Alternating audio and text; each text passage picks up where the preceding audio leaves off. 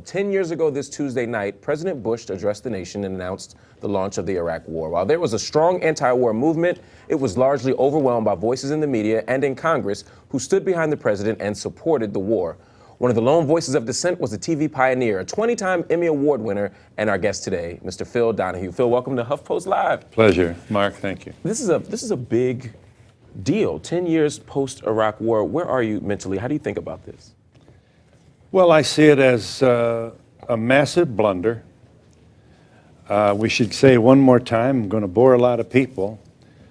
Saddam had no weapons of mass destruction.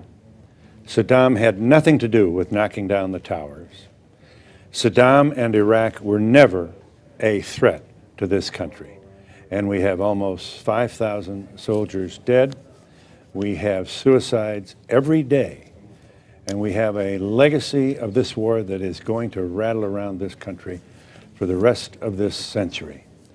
And by the way, Iraq is today in chaos. Yeah. It's rubble. They don't know who's in charge. Bombs still go off. This is beyond awful. And here we are, 10 years later, talking about it. What do you say to people who say hindsight's 2020? Of course, now we can look back and say intelligence is wrong, no WMDs, no Iraq Al-Qaeda connection, no Saddam. And we see all that now, right. But how could we have known that 10 years ago? Well, the fact is we did, and we did know that. But the Bush lust for war was so overwhelming. He took, he had the Senate and the House vote on the resolution 3 weeks before an election. And they called senators and congressmen to the White House. You know, if you're a congressman, and, excuse me, honey, I got to go to the White House. And they couldn't wait to get over there.